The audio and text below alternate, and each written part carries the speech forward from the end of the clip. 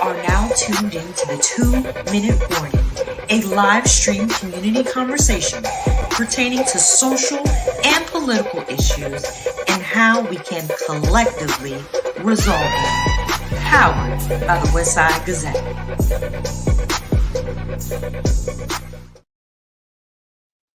Good evening and welcome to the 2-Minute Warning. I'm your fill-in host, Brother David Wright, and I'm sitting in by dear brother, Mr. Perry Busby. The 2-Minute Warning is brought to you by Broward County's boldest, blackest, oldest, black-owned, family-owned newspaper, the Westside Gazette, powered by the Westside Gazette. And I'm here with no other than my dear brother, Bobby R. Henry Sr. How you doing this evening, my brother? I am terrific and getting better. Somewhat reserved for this evening, but nevertheless, I'm here, willing, ready, and able. Absolutely, absolutely. Yeah, a lot going on.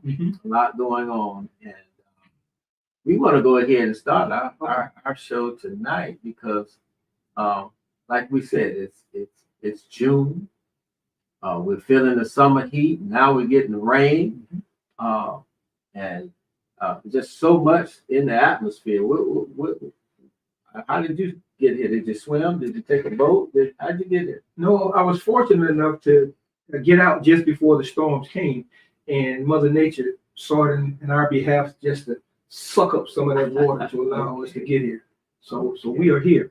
Thank you. Well, many folks are being impacted by these torrential rains, and we ask that you just adhere to the authorities. Do the right thing. If you don't need to be on the road, just stay home. Yes, please stay home. Don't do that. We got enough to deal with aside from what Mother Nature is going to present with us. Yes. Heck, we got some people who want to be Mother Nature and try to call the shots and do some things. Yeah, You gonna drop some names. Okay. It's that time of day. This is the 2-Minute Warning. Yeah, I'll go ahead. I had the pleasure of attending the 41st gala of the Florida Democratic Black Caucus. It was well attended, the first time in the history of the NAACP the Florida State Branch and the Black Caucus to actually be together for a brief time. So that in itself was amazing. The format was great.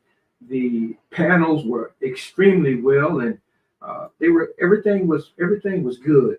The guest speaker, the young brother from Tennessee, Justin. Yeah, man, the Presbyterian preacher, man, that brother rocked the house. I hope and pray that for those young people who would have an opportunity to get a chance to hear this brother and be in his company, to draw something from him. He seems to have an old spirit rooted in the beginning and the humbleness of what Black strength looks like. So I really appreciated that. And I had an opportunity to be on a panel. And I have to tell the truth. I can't lie. On that panel, before our panel came up, there were 3 other panels. The panels were well attended. The panelists were well versed. But what it said to me was that the Black press or Black-owned media companies do not get the respect that we deserve. And I say that because the first 3 panels, there was not a mention of the need or the respect of the Black press. Now I'm saying that. But I must commend the Florida Black Democratic Caucus for having the panel with Black media. And this is where things got a little heated, if you will. Anytime we as a people are engaged in conversation and there seems to be a misunderstanding or a fact that's being misrepresented, then we should address that right there. As our parents told us, where you cut up, that's where you're going to get tore up. So whenever we find ourselves in situations, we need to speak up. Number one, that's one of the things that have caused us to be in the position that we're in. We're not speaking up enough. We are letting people say and do things that is not true, not correct, and they're just trying to do it based on what they think. not any research, not any reaching out to ask anybody if that's true or not. Just to make a blanket statement is incorrect and is wrong. And anytime that I'm in the company of something that happens like that, you are going to be addressed and ask you to tell the truth. And then if you can't, okay. And if we need to have a sidebar, let's have it. But do not discount or walk away from me or from the situation. So, but I must say that the conference was well attended. The meaning was well. And I think what folk got from it, based upon the feedback we got, one from an 83-year-old lady who said, son, you guys really taught me something. I am so proud. But let me tell you this, baby. Don't let them get you excited. Don't let them upset you. You stick to what you got to say. And I must thank Miss Washington for that. Miss Rose Washington, an 83-year-old Delta Sigma Theta, who pulled me aside and gave me an old-fashioned lesson in humility. And I certainly thank you for that. And to Miss Jill Daggs, you put on one hell of a show. And to your workers, Miss Florence Shelton Clark, Miss Susie, classmate, and the rest of you, Presidential Mallory, you did an outstanding job. Thank you, and keep it up. Looking forward to the next one. Mm-hmm. But let's go back here, because there is a journalistic duty. There is a civic duty, as well as our biblical duty, to tell the truth. Mm-hmm. Well, as they say, tell the truth and shame the devil. Yeah. And again, being, we can't run away from it. No. And just because we may differ in our views and our facts and in our opinions, at some point, especially when it's in-house, when it's amongst us, we have to come to some type of agreement and understand it.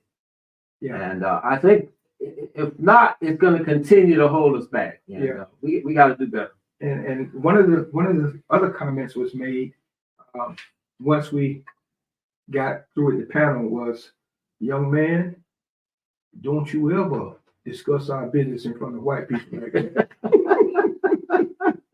Amongst us. Yeah. Let me say a sidebar. A sidebar. Yeah. It was indeed, I'm telling you, it was one of those moments where either you're gonna poop or get off the toilet. And if something like that happens, I would hope that everybody, if you're in that situation and you know that it's incorrect, to at least say something about it. Fact check. We owe it to ourselves. Amen. Fact check. Amen. Mm-hmm. So, man, so much else is going on. I mean, we talking school board, then we got all these festivities. We got Juneteenth, Men's Health, Sister Gala, Pride Month, Caribbean Month. A lot is going on here in South Florida. Yeah. I think once we get past this rain, we might be able to celebrate a little bit. Yeah. Well, you know what Iceberg Slim said, don't you? Oh, what's that? Baby, get out there and dance between the rain and make my money. So we can go back a little bit and not be ashamed. We got to do this thing. It's not, if we're going to tell the truth, tell the truth. And there's a way and place for everything. The school board, you brought up the school board. Principals, what's going on, man? They flipping them around. It appears to be that there's nothing new when it comes to the Broward County School Board. When our superintendent was Dr. Vicky Cartwright, she made some decisions that cost her job. And some of those decisions involved moving key people, demoting them, people with PhDs, and were highly skilled in their area of expertise. However, because those individuals at some point or another went up against the BTU president and chastised her, or at least to say, I'm not afraid of you, and so because of that, they were demoted. Now, not only just that, let me clarify that. Let me clarify that. It is alleged and rumored to say that the BTU president had something to do with it, and is still calling shots today. So if you can, on Tuesday, get down there to the Kathleen C. Wright building and attend this meeting. It's of extreme importance. I understand that one of the principals, the principal who has been at Dillon High School, if I'm not mistaken, 11 years maybe, and has brought this school over tumultuous things that have been in her past. From William Dandy to Dillon. That's right. And has put it on the map. And now they are deciding to move her. I must say that it has been a history in the school systems across the country. If you got a Black principal that is strong and is doing something positive for the school system, they then move you to another school. Take you from where you have brought this school thus from and put you in another situation. And I think it's time for us to stand up, speak out, and say, I'm sick and tired of being sick and tired, and I ain't gonna do it no more. And I think that's where we are. So no sense of loyalty to our students, No. our teachers, our community. And you know, it's those areas where we see people thriving. And Bobby, we've seen it before. And they figure we can pull you out of here and you can go work your magic in another community out west somewhere, in a community that really can't even identify with you in some cases. So Tuesday. And I'm not certain of the time, certain event, but we would definitely. The school board meetings are held on those Tuesdays. Okay. And you know, a lot of us are out of school, so we should be able to pack the house down there.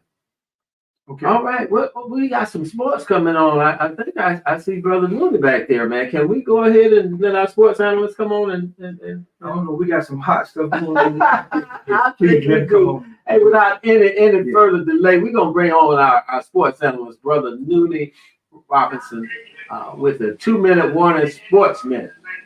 Awesome. I'm doing great. And I'm glad to be here. It's been about 3 weeks. I got knocked out by a phone call one time, and all I had to do was call in, and that didn't work out. Then we had a postponement, so I thought I had lost my job, but I'm eager and ready to go. I want to revisit something that happened a couple of weeks ago, a couple of weeks ago, involving Major League Baseball and the Negro Leagues. I don't know if you heard that they decided to combine the stats of the Negro League players from the 1920 to 1948. And what that actually did was place Josh Gibson in a different position than he was before. And there were over 2,300 Negro League players who were fantastic. There was a Negro League and the regular leagues because they said the blacks were inferior, right? That's always what they always say. But that's not the case. But my point of contention is that it was done posthumously, which means that it was done after they were gone. And Major League Baseball was simply reacting to the George Floyd not death, his murder. And I commend Major League Baseball. I'm not criticizing them. It's just that those players would get their recognition through their families and their loved ones, not themselves. And I think it puts a little taint on it. It's like it's after the fact. Okay. We have 3 living players who went in the Negro Leagues. And perhaps you've heard of one. I'll mention him last. The other 2 were Bill Greason. I've never really heard of him. That's the sad part about having to go back because you don't know the history of many of these players. And the other one was Ron Teasley. But the one you have heard about is Willie Mays. Yeah. He played, yes, the Say Hey Kid, and actually I emulated him growing up, and I also used his example of the basket catch. I just didn't have his speed. So that's something to be proud of in a sense, but also it's kind of there's some remorse because those who actually participated can't benefit themselves. But we're proud of Major League Baseball and those players that are alive, and that's an impact, and it means that everybody is not like 45. Secondly, Caitlin Clark is always in the news. Now, everybody knows at this time who Caitlin Clark is. She's a phenomenal Caucasian basketball player from the University of Iowa, who's #1 draft pick of the Indiana Fever. Now, she has brought a lot of notoriety to the WNBA and women's basketball in general on the collegiate level as well as professional level. And it's just sad to say that race always plays a role in all of these mechanisms. It's nations. That's just the way it is. In America, race has its issue. Okay, so what happened? Caitlin was left off the Olympic team. Now there are some, and a lot of people were angry and upset because she was left off. Now here's the question: do you want the 12 best women who can win a gold for the country, or are you more concerned about the things that she brings to the table, like increased attendance, popularity, finances, that kind of thing? Well, I think no matter what side you're on, the WNBA is going to be all right. The Olympic team is going to be all right, and Caitlin Clark is going to be all right because she'll be able to play in 28, and she'll probably be stronger. And the fact is, she's not one of the best 12 players, and that's why she was not selected. Okay, number 3, the NBA. How many of you are actually shocked that the Boston Celtics are actually annihilating the Dallas Mavericks after seeing the Mavericks defeat Denver and Minnesota, 2 outstanding Western Conference teams, when they thought the Eastern Conference was actually the inferior conference? But what Boston has is tremendous balance and 4, 5, 6 players who can score, and they play prolific defense. So I was proud because both teams have black coaches, and that's something to be proud of. I always look at that as an advantage for us. So whoever wins, we're going to be all right, and we're going to be on top. But Boston has a 3-0 lead, and I believe that they're going to close it out and win their 18th championship, NBA championship, placing them 1 ahead of the Los Angeles Lakers. And quickly, you know that Dan Hurley, the Lakers were trying to hire him as the basketball coach. He's won the last 2 NCAA championships at UConn, University of Connecticut, in Stores. But he decided to stay on the collegiate level. So that means that Los Angeles had to go back and regroup and start all over again. Well, the latest thing is that J.J. Redick, who does a podcast with LeBron James and who was rumored to be the leading candidate in the first place, he's going to interview, and it's more than likely that he is going to be named the coach of the Los Angeles Lakers in the next couple of weeks. More than likely. That remains to be seen. The other thing is Chet Walker, the great basketball player from Bradley University, 2-time All-American, died this past weekend. He was on the 1967 championship Philadelphia team with Wilt Chamberlain and some other great players. And finally, because Bobby, I was listening to what you all were talking about, and that's just awesome. And it tells us a lot about our society right now, what's going on. But the Florida Panthers have really taken the pressure off the Miami Heat and our Marlins, because they aren't doing anything. But the Panthers are on the verge of winning the Stanley Cup. They are in Edmonton now, and they have taken a 2-games lead over the Oilers. So I believe with all my heart that they are going to not necessarily win in Edmonton, but perhaps win 1 game and come back with a 3-1 lead, and here in Amerant Bank Arena defeat the Oilers and win the Stanley Cup for the first time in Florida Panther history. So we are very proud of them and what they've accomplished. I don't know if y'all have any questions for me, but that's all I have for you tonight. Well, you know we got a few, but going back to the Negro League, I just got to add one of my childhood friends. We're still close friends today. His grandfather, Oliver Smith, was a pitcher back in the Negro League back in the day. So kudos to everything that they're doing now, merging those stats over into the National Baseball League. And you can't talk about Boston without shouting out Jaylen Brown, can you? Absolutely. They want to pit Jalen and Tatum together, against each other, but they said we're not having any of that. We just want to win, whether Tatum scores 20 points or 10 points, as long as they win it. So they've overcome all of that. So they're both excellent ball players, and I think the key to their victory though has been Drew Holiday. He was with the Milwaukee Bucks when they won. He's a solid professional, just a class act, and so I'm really proud of what they've done. Even though I'm not crazy about Boston and its racial history. Okay. Not only that, they did do some stuff though outside of those. They were made to do outside of those racial boundaries. So I agree with you 100%. Absolutely. At least their players stepped up, and Right. and actually did something. So yeah. And I think Jalen's been leaving to just stay in the moment. That's been his mantra. Just stay in the moment, and that's been helping them out. And kudos to the Marlins. I mean, to the Panthers. We'll see what happens. Just quickly, Bill Russell, when he was honored by the team for his Hall of Fame, he didn't want any fans. He just wanted his teams and the coach because of the way they treated him in Boston. Treated him. That's right.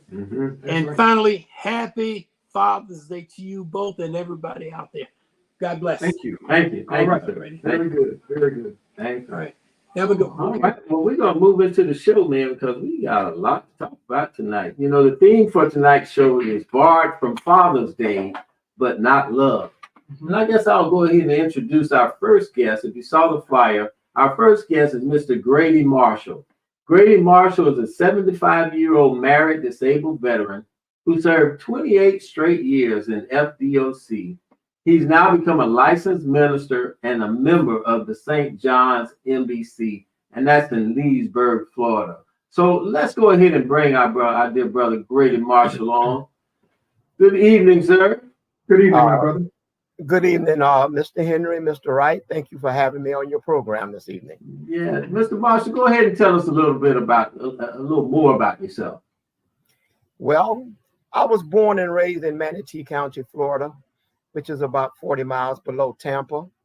And I was a very patriotic young man. And back during 1967, I volunteered for the service, went to Vietnam, and was wounded, received a Purple Heart, saw my best friend die in my arms, December 26, 1967. Whole head taken off. And everybody around me died that day but me. And it was a very traumatic event. And I tell anybody this, when I was in Vietnam, I saw a lot of drug use going on. And believe you me, when I tell you that Southeast Asia had the best drugs on the market, and they probably still do. And a lot of guys got hooked on the heroin. A lot of guys got hooked on opium. But I could go to the PX and buy me a fifth of Canadian Mist for like $2.85. So technically, I became an alcoholic. Upon leaving the military, I moved up to Connecticut to be with my dad, and never knew my dad. My mom died when I was like 7 months old, and my dad was not in evidence. But I kind of went astray. I was wild. I was young. I was suffering from something called post-traumatic stress disorder. Now, back in when I got out of the military, I got out I went in 67, came out in 1971. You was just shell shock. And they didn't have no definition for the trauma that combat soldiers was going through. But long story short, I wind up with a 75-year sentence. Killed my girlfriend. And the only thing that kept me off death row in the state of Florida was the fact that this lady had tried to kill me 3 times. And my family had a little money. So we hired a private investigator. He went up to Connecticut. He got the arrest records and brought them back to Florida. And so the state said, well, we're going to take the death penalty off the table, but we'll give him a life sentence. Well, you see, the way the DOC scored a life sentence back in the days, I had no prior felonies in Florida, Connecticut, nor New York. And so when I went to a jury trial, my jury trial started November the 28th, 1983, and ran to December the 16th. So when the jury came back with a verdict of second-degree murder, the judge asked the prosecutor, well, when is Mr. Marshall's birthday? And he said, let me check, Your Honor. He said, Mr. Marshall's birthday is February the 9th. He said, okay, now this is December the 16th, 83. He said, okay, we'll sentence him for February the 9th. So they held me over until the next year rolled around, and they rolled me into the courtroom. And they was going to give me a life sentence, but I tell everybody, see, God have always watched over my life. From a child coming up through Vietnam, through the mean streets of New York City, hanging out in East New York, hanging out on 125th Street, hanging out in parts of town where I knew was no good for me to be. But when they start to sentence me, the prosecutor jumped and say, hold it, don't do it. He said, because the way the DOC scores a life sentence, Mr. Marshall will be out in 7 years, 8 at the most, Your Honor. The man have no prior felonies anywhere. He said, I want you to sentence Mr. Marshall to 75 years, hold jurisdiction pursuant to Florida statute 947.16. He said, that's the retention of jurisdiction statute. And Mr. Marshall cannot get out of prison for a minimum of 25 years. Even if DOC wanted to parole him, they can't. They have to come through you. And so the judge said, okay, we'll do that. And I was young, I was angry. They drug me out there screaming and cussing. You know, I talked about everybody's mother and their grandmother and their aunties too. And so I went into prison at the Rock, Rayford. And it was very bad back then. They had just came off a lockdown because Sergeant Denard had just got killed. The guy had just stabbed him up. Inmate did. And so it was a very tumultuous time. And I was green. I didn't know anybody. I was very afraid. But I got involved with all the programming that I could while I was incarcerated. I went through all the Dale Carnegie courses, Speak Up Dynamics, Communication Dynamics, Leadership Dynamics. Got involved with the JCs, became president of the JCs while I was at the Rock. And I went through the Go Lab, went through all the classes that I could because I just felt like God would bring me out one day. And God did deliver me and God did bring me out. But one thing I want to tell America is this. No man or woman go to prison and come out the same. No man. You're either going to come out better or you're going to come out worse. And I was determined to come out a better man because I felt like I had something to give back to society. So Amen. Here I am. Amen. You know, when I got out, St. John Missionary Baptist Church used to always come to Lake Correctional. And the Orlando Sentinel in 1987, they did a front page news article on me. Gorbachev, the president of Russia, him and I made the headlines that day. And I didn't want to do this interview with the Orlando Sentinel because I felt like no newspaper or no news media, period, would have anything positive to say about an inmate. But Lieutenant Shaw, who was in Vietnam at a different year, but in the same unit, was a lieutenant at Lake Correctional. He was a major in the military. He said, Marshall, go ahead on, do the story.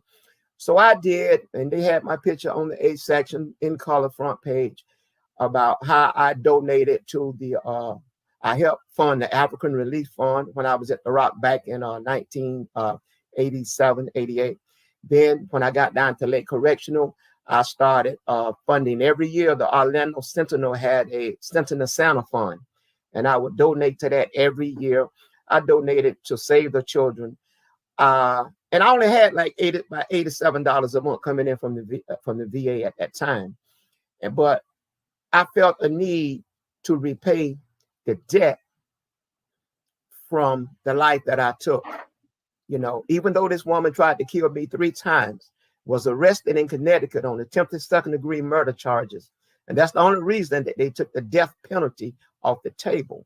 Mhm. But see, back then there was no stalking law. So this lady followed me to Florida. We got into a fight. It's raining. It's at night. And we live like in a wooded area. And when she came at me and hit me in the arm with a knife, I lost it. I snapped. I just went back to Vietnam. But, you know, I can tell anybody this. When I went to prison and I met the people at St. John Missionary Baptist Church. Brother Martin, we're going to let you continue that story, okay? But we do want to bring on our other guests because we want to create a dialogue. There are so many stories out there. There are fathers out there, and we want to really touch on some of the things, the other positive things that we want to discuss tonight. So we're going to let Bobby bring on our next guest, and then we're going to bring you back on, okay? So stay right there. All right. Don't go nowhere. Okay. I ain't going nowhere. And thank you very much, Brady. Our next guest is no stranger to the show. He's been on here a couple of times. And Darrell Hope himself has served, I think it was 32 years, if I'm not mistaken, in the Correctional Institute, both federal and state. And Darrell he and I had an extensive conversation today that really brought me around. Darrell is an entrepreneur. You know, Darrell is constantly going. He's constantly doing things. He's trying to have programs to bring other people up. He's constantly going. And so during our conversation today, I said to Darrell, you can't make up 32 years in 3 years. You can't do it, man. Sometimes you're going to have to stop and just, let yourself catch up. But nevertheless, Brother Hope has been an example of what one could do coming from adverse situation. So if we can we bring on Darrell Hope, please? Yeah. Good evening, Thank you, Darrell. How you doing, Mr. Wright? Doing well, sir. Okay, Mr. Marshall and Mr. Robinson. Great to see you, sir. Pleased to meet you. I want to say happy Father's Day to you guys and the rest of the fellas out there who's tuning in, family members and friends as well. What's going on, Bobby? It's all good, Hope, man. It's just an honor. And as Grady was talking, it just so happens that both of y'all are born as Aquarius, and both of y'all can talk. So we're gonna have to break this thing up, and you all, I know you got great stories, Darrell. I know. If I can just do this, if I can just say how this program came to be tonight. Okay. I got a family member who's doing time right now at Martin Institute. Yeah. Murder Martin, they call it. Yeah. Been there. And so, and so going through the necessary channels to bring some light on his case, I said, hold up, wait a minute, man. Let's see if we can do something for all the brothers, the positive brothers who are behind the wall, who may seem like life has passed them by. I wanted us to jump in and bring some positive inspiration to those brothers. So Darrell, if you can give us a 2-minute spiel about what you've done and since you've been out and how you are maintaining. Okay, well, I've been out a few years now, maybe a couple about 2 years and a half, close to 3 years. I just did 31 years, 30 years in federal prison, left from there. I was telling Bobby about the state of Florida. I'm gonna try to sum this up. And how if you owe the state of Florida a day, you could be in Canada, you could be in Alaska. That's the right. state of Florida coming to get you. So I ended up coming back here in 92 after being sentenced to life and shipped to Leavenworth, and ended up receiving an additional sentence of 5 years and 7 years running consecutive from a life sentence in 5 years. So I had 4 sentences running wild. So I started out, it gave me a life sentence for 5 on a drug conspiracy case. No drugs involved, no nothing. But, like people say today, the ones that are close to me, you just paid your debt, right, to society. We have a way of believing that karma don't, have a way of coming back, but it does. We pay our dues in so many ways, And I was telling Bobby also today that I'm very spiritual, man. and I've seen a lot in behind the walls. I've been to Rayford too, you know, the Rock. On the way out, it probably wasn't as bad as it was when you was in there, but I've been through there. And I ran across a lot of good brothers. And while I was in prison, you know, I went within myself, man, and I had to kind of balance things out. And I weighed my do's and my don'ts. And the thing came around to the point where I knew that I didn't deserve a life sentence, even though my life sentence my paperwork read death, deceased, right? It wasn't just life without parole. Back then, when they sentence you to life and they put on the paperwork, it says to deceased. Then they changed it from deceased to 99 years, right? So while I was in there, I started to change my life around because I started to pray a lot. And I ran across a lot of good brothers, and I seen a lot of things that, you know what I'm saying, might could help me, right, if I was willing to do the right thing. So I started to take a lot of classes. I started to take a lot of programs, like you said, Mr. Marshall, right? Started to work out a lot, you know, pray a lot, you know, read a lot of books. I stayed in the law library. I was oh yeah. I stayed in the law library. I taught classes. I cut hair. Did a lot of constructive things. I want to give a shout out to Brother Lovett, because he started a program called The Father Behind Bars. And that program kind of changed my life because we had a lot of skits and a lot of plays going on back then. A lot of stuff that go on in Florida State Prison don't go, a lot of stuff going in the federal system don't go on in the state system. A lot of people think the systems are different, but they're somewhat similar. You find a lot of individuals prefer to go to the federal prison if they had a choice than the state because of the conditions of the state across the board, right? But I tell you, as time went on, things started to change. And I mean, when I say change, I mean change drastically, fast. I got locked up in 90. I say around about 95. When I came in, it was something like maybe in MCC Miami, I probably seen if there wasn't 15 to 20 quote unquote blacks like us on that facility in less than 6 months' time, they had then transformed it. Where all those other individuals went, I don't know, but they started to fill the spot up. If y'all remember Judge Ferguson, I can't think his first name, from out of Miami.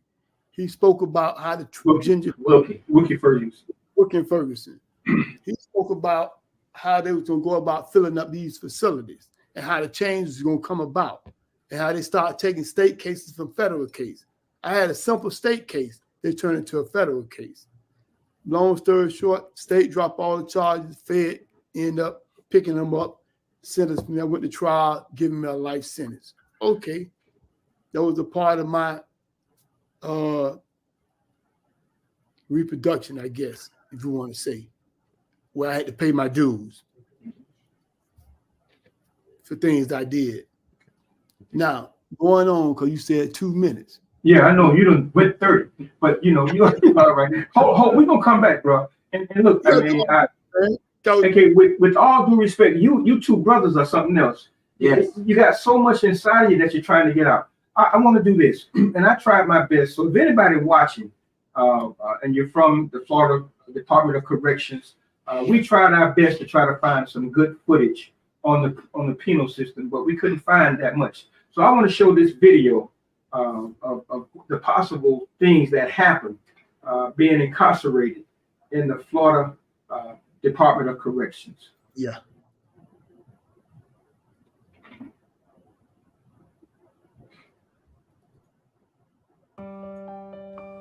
On the morning of September 8th, 2017, Craig Ridley, an inmate at Florida State Prison Hospital, struck a corrections officer in the face. The officers tackled Ridley to the ground, face first. Ridley told them his neck was broken. The officers said he was faking. He wasn't.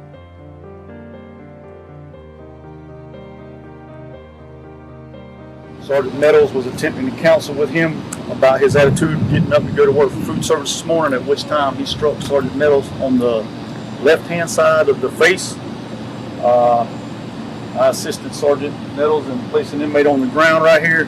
At this time, the inmate's refusing to walk to go to medical for his post-use of force physical and pre-confinement. We've got a wheelchair on the way.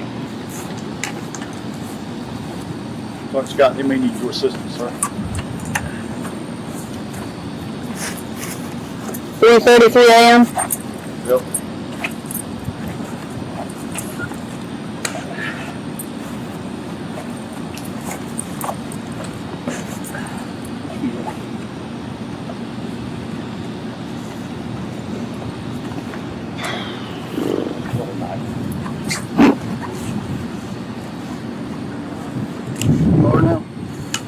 Don't let it fall out. Don't let it fall out.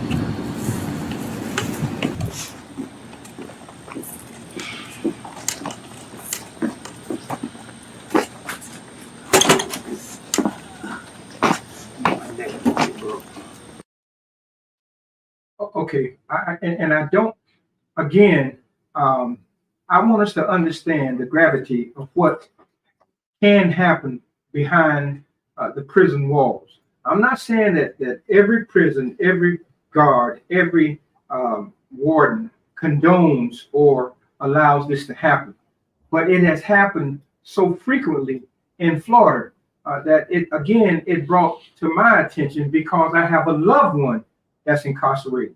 And we want to bring attention. It's Father's Day now.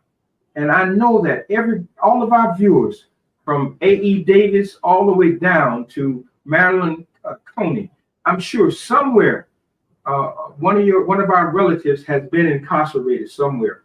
And we have spent sleepless nights wondering about them. So before we go on, I just want to call out a couple of names of fathers.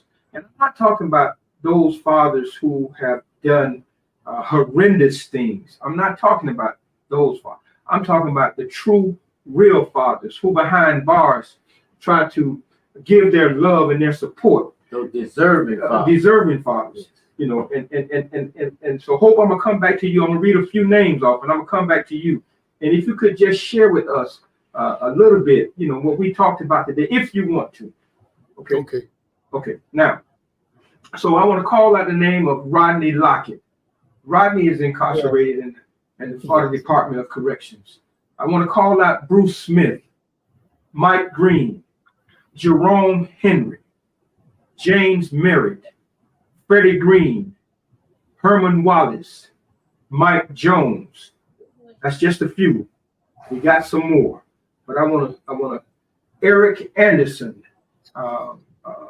Tony Flowers. We got some more. But I want to stop right here because what Darryl shared with me today is something that I never thought about, you know, but it happens. So if you will, Darryl. Which part of it, Bobby? You know, being a father, doing all those years and coming out and all the good that you have done. Okay. Well, you know, my whole purpose and my goal was while incarcerated, like I was saying a moment ago, that after I weighed my do's, my don't like the scale, right? I knew that I didn't deserve that. So I had a mindset that I will get out one day. I just don't know when. So I'm going to work towards doing the right thing, bettering my life, changing my state of mind in the way I see things and do things. Because like he just said a moment ago, not all correctional officers are bad. Because I ran into a lot of correctional officers had showed a lot of concerns. I ran across a few wardens that showed a lot of concerns, and other individuals that stepped up when some officers was doing other than their job, right? Causing harm and bodily harm, you know what I'm saying, towards inmates, letting them know that they weren't going to tolerate that or be a part of that. So just to say that, right? You know, me, myself, I didn't have those type of encounters, right? I just stayed accordingly, you said, to what I knew that I needed to do to better myself. So when the time came or had the time come, I would be somewhat a candidate, you know what I'm saying, like, for instance, like it was when I found myself being granted by the courts immediate release, compassionate release. I like I told Bob, I did 30 years in federal prison. I filed, you know, Mr. Marshall, I filed so many motions. Yeah, I know. I filed so many motions, man. I can write a book about it, right? So to get the opportunity to sit here today in my living room and to say to the brothers out there that's listening and may by chance get a chance to see this later or read it in the newspaper, man, keep fighting, man. Don't never give up. I know a lot of brothers in there. I want to give some shout outs to Brother Malone, Perry Malone from out of Georgia. He's in Jessup, Georgia. He's a fighting, fearless little brother, man. He's been on Dateline News. He's been on, I think, 60 Minutes. He's been on a lot of shows. And he has a crack cocaine case, a simple case. He's a father. He left like me. My children was babies when I left. I come back there grown. I got 26 grands now. I was sharing with Bobby the experiences I'm going through today. Opportunity blessed me to the point where I was able to keep up with all my children.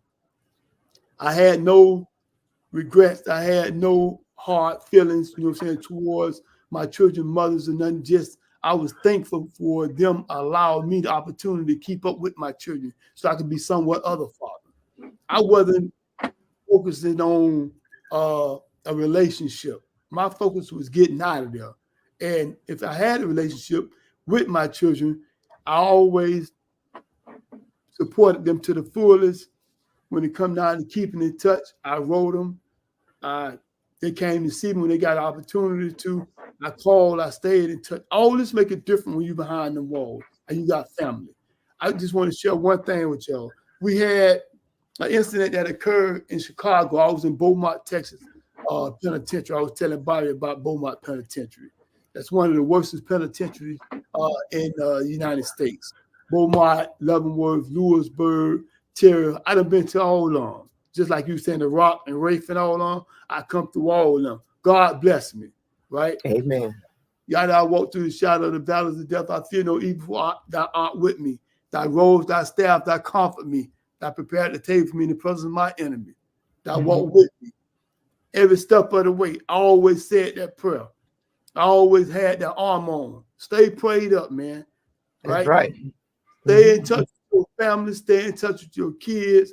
Don't get caught up on relationship stuff. Nobody know your case better than you know your case, right? Keep fighting. Stay strong. Stay in them programs, man. They work. They're going to help you out in the long run. If you had a life sentence like me and you felt like a lot of other brothers felt like they didn't have a chance, they were never getting out, don't turn to the left. Keep going straight, man. Don't feed into that negativity, man. Keep going straight because it's so much, man, that we have lost, right? It's so much that, you know what I'm saying, that we don't realize, man, that our families and our children need us because of the changes, man, in this world today. I've been going 31 years, man, a lot done changed.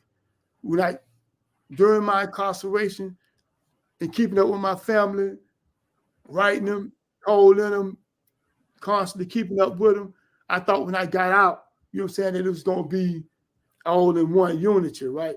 But, man, they need us better than we can even imagine, man. It's like he said, we got so much to share, but we only got a short period of time.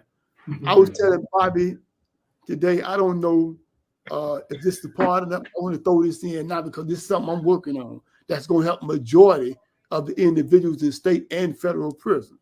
And I've been working on it for a long time.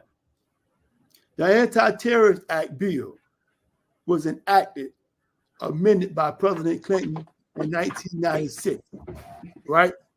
The anti-terrorist bill was meant for individuals that commit terrorist acts against American citizens, right? And or on American soil, right? President Clinton himself, as well as President Obama, right? And a few other individuals has rightfully admitted, right, that the Anti-Terrorist Act bill was altered, right? Where they slid in a clause where they start to apply the Anti-Terrorist Act bill towards non-capital cases, towards American citizens when the bill wasn't meant for that. Long story short, what the bill does is this here. If you're in the court and you go to trial or if you plea out, you got 1 year after your direct appeal or another additional 90 days if you went to trial to for your cert to be granted. And all in all, you got 15 months. After those months, Daryl, can I do this, Daryl? What I need for you to do is put your contact information in the phone in the chat. That those who, I mean, they're out there. People are saying stuff. They need to contact you, and so you can really explain that to them. Okay. Now, what I want to do now is and Grady, you shared with us earlier, well, when we first talked, how you wrote yourself out of prison. Yeah. You want to kind of share with us what that means? Well, yeah. You know, I was at Martin, and I was a writ writer, and they was afraid of me. I'm gonna be honest with you. I've had officers to come to me and tell me when I was getting transferred from Lake Correctional down to Martin, the property room sergeants, they got to pull your files. Medical got to pull your files. Classification got to pull your files. Property got to pull your files. Yep. So she said, "Hey, Marshall, they finna send you to a hellhole. You're going to Martin." I said, "Okay, that's great." And by me being a Vietnam vet, and Dr. Mauer, Jan Mauer, he was the psychologist at Lake Correctional. He started a program for combat veterans only, a therapy group. And he said, "I can block it." I said, "No, don't block me. Let me go." Because the brothers that was coming from Martin, they was telling me about how bad the conditions was there. So I was writing my grievances before I even left Lake. So when I got to Martin, I was just waiting for a housing assignment so I could put my housing assignment on the grievances and then drop them in the box. Before I even got the deed on, I already had my grievances in the box. That's right. I stayed at Martin about a month and a half. I made them shut the compound down. I made them pull all new sidewalks from Dedon all the way out to the main compound because it didn't comply with ASA. That no sidewalk can have a drop off more than 2 inches. And let me tell you something. Those people got me away from that. The bus was coming on a Tuesday. They put me on a van that Monday and sent me around the lake to a Moorhaven. But touching on what you were saying about the good officers and the bad officers, I met a warden, Warden Lambden. I got out from Jefferson, about 35 miles south of Tallahassee. And this man, if he's out there somewhere, I give him kudos for being an upstanding warden. This man told me straight up, he said, "Marshall," he said, "one of my officers come to me and tell me that you did something." I get choked up thinking about it. He said, "I'm going to come and ask you. And if you tell me that you didn't do it," he said, "I'm going to take your word before I take my officer's word," because that was the way that I walked. Now, you mentioned a brother named Rodney Lockett. I want you to do something when this program shut down. I want you to go on YouTube and pull up Free Rodney Lockett. This man got 13 natural life sentences for raping 2 white girls out of St. Petersburg, Florida, that he did not do. They did a swab on one of the girls. I got the paperwork. I can bring it and show it on the next program. Lockett sent me this. I was in there with Lockett for many, many years, from the Rock down to Lake. But they got a pubic hair off one of the white girls, and the wording say non-negroidal. Pubic hair didn't even come from a black man. And this brother, you talking about being a strong brother, walking with the Lord, he compared himself to Joseph. He said Joseph was in prison for something that he didn't do. He said, but God let him find favor. And Lockett, I reached out to classification again this week. I'm trying to get on this visitation list so I can get down to Zephyr Hills. He is mentoring the inmates who are getting ready to get out of prison. Every institution that Rodney Lockett has been in, the staff love him. They don't never want to see him transfer. You're talking about a man walking with God. Please, when you get off this program, go to YouTube and pull up Free Rodney Lockett. You will see a video that I did about 8 years ago for this brother. Okay, hold that thought. Let's be comments. So we got a comment from Marilyn Coney, the last comment from Marilyn. Yes. Can we do the first one first? Well, the first and the last one. Yeah. So we got some viewers that's chiming in, and it says, "I feel bad for my brother because of our mother's passing away, and she fought so hard to wait on him." Right. And I know y'all hear many of that. Yeah, that's sad, man. You know, that touched my heart. I'm going to say this real quick. You know why it touched my heart? There was a brother, I don't remember his name now, but he was at Lake Correctional with me, been many, many years ago. And he was from Lake County. And this man had minimum custody. And they would not allow him to go to his mother's funeral. right there in Lake County. And Marilyn had one other comment, that last one, and then she's asking for some help here. She says, please help Javon Edgecombe. Just received 25 years mandatory, and he's only 22 years old. Like me. At the time, 23. Okay. I know him. If we could pull up the one at the top where it says the incarceration rate right there. Go ahead, Dave. Yeah. So while Black people make up 14% of Florida's population, they make up 48% of the state's prison population. Black people are incarcerated 3 times the percentage in the population as the 5 times the rate of white people. Well, I stand in disagreement with that statement because I have a paper here that says this. Black people are disproportionately incarcerated under state supervision. Black men are 6 times as likely to be incarcerated than white men, and Latino men are almost 3 times as likely to be incarcerated than white men. 1 in every 7 people in the state of Florida is serving a life sentence. Yeah. Right. Okay. If we could, now we got another video. It's not just men who are being brutalized in some instances. No. So we're gonna take just a brief look at this one, and we're gonna. Thank you, sis. Yep. Ocala, where Gina previously worked as a nurse. What was it like at Lowe? It's horrific. People are treated like dogs. On August 21st, 2019, Cheryl was assigned to clean toilets. But she says she was in pain from a hip injury. I did about 7 toilets and I realized I couldn't do anymore. So I got down to the 8th one and I said, I can't do it. That's when she says Correction Officer Ryan Dion and Lieutenant Keith Turner handcuffed her, then attacked her in front of more than a dozen witnesses. The lieutenant come running up in the back with his steel-toed boot and put it right through my spine. I mean, I went to my knees.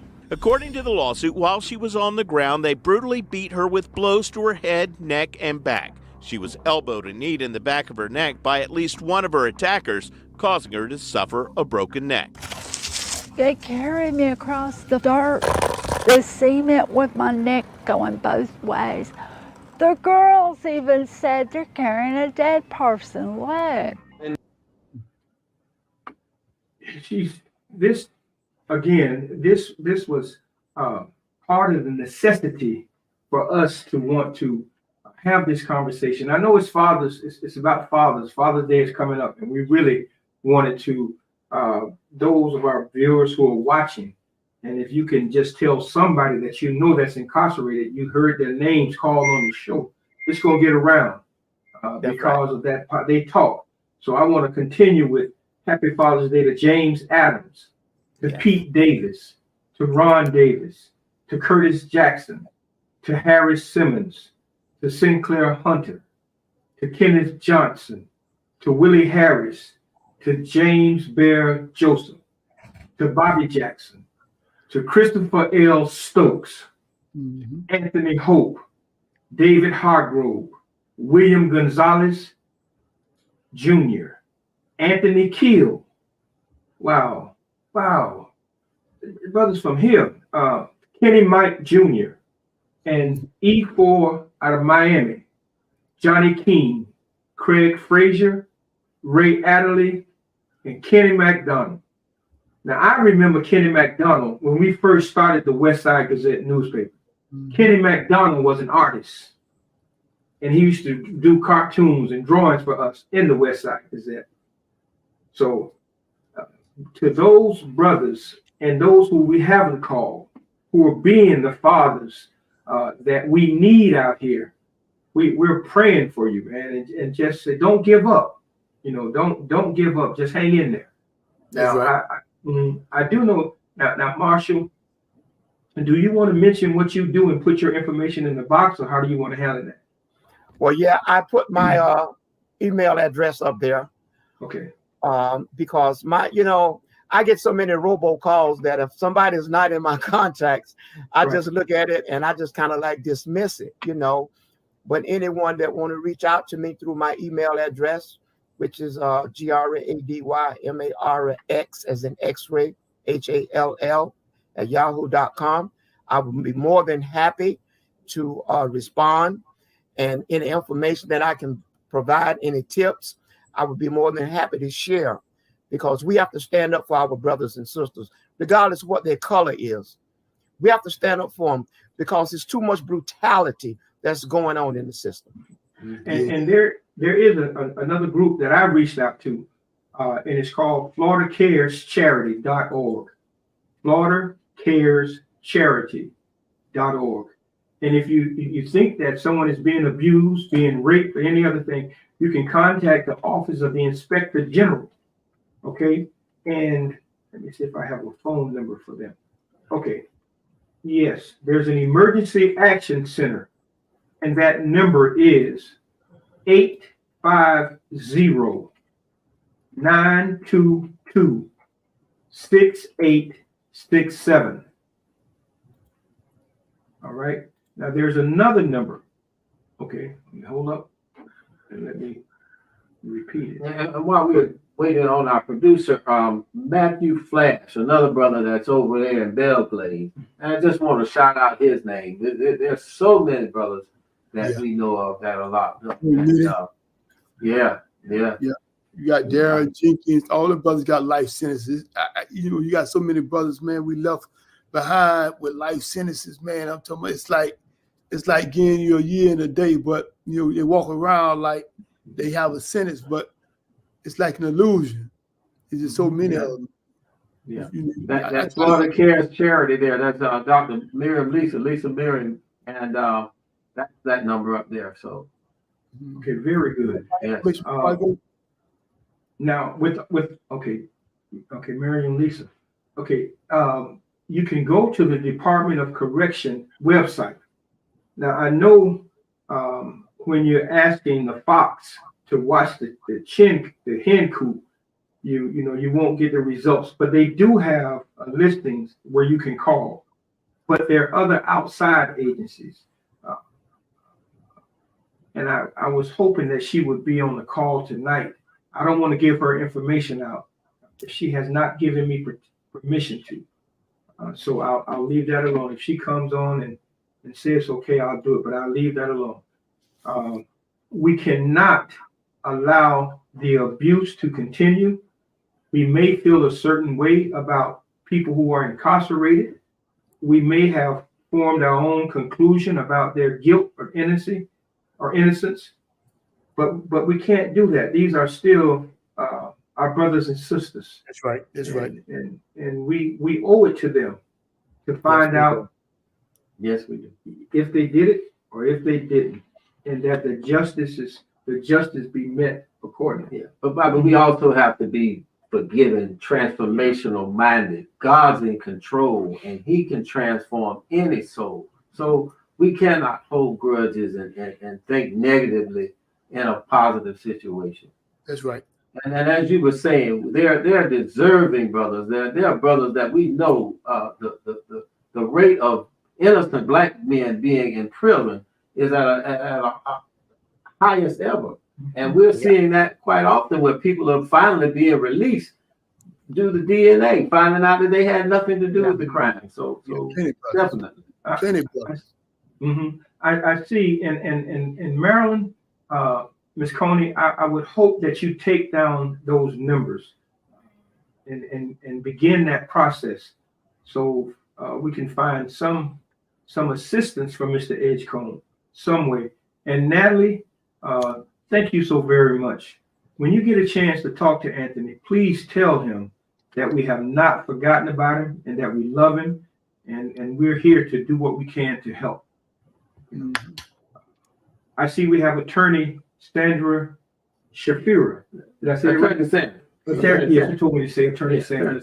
So again, hey, Sandra, can you put your number up if you need some other assistance?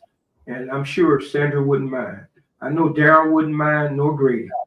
So, amen.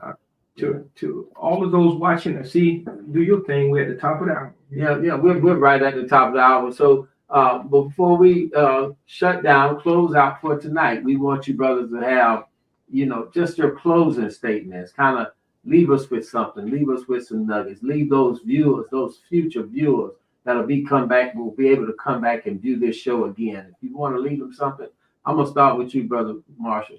30 seconds. Yes. All right. 30 seconds. I can 30 tell seconds. I can tell you this right here. The God that we serve is a good God, and he's a righteous God. Now, you know, the Bible says this: you have sown the wind, so now you're going to reap the whirlwind. My thing is this: we got to stay strong, we got to bond together, and we got to make sure that the injustice is reaped upon those who have inflicted it upon the people in our society and in our community. And I want to just say a shout out to all the fathers and the brothers out there. Happy Father's Day. Brother Hope. I agree, man. I agree 100%. Just stay focused, stay strong, man. Stay prayed up. There is a God. You know, I'm living proof. Brother Marshall living proof, and many more other brothers. A lot of brothers are getting out here, man. And like I tell family members, man, it ain't who's coming home, it's what's coming home. You know? Amen. A lot of them don't understand it, man. But you know, we lead one way, but we come back with a different state of mind. You know, out with the old, in with the new. The new can be for you or against you. You know, so I tell them brothers, man, do the right thing, man. You know, take upon the spirit, man, and get in that mindset, man.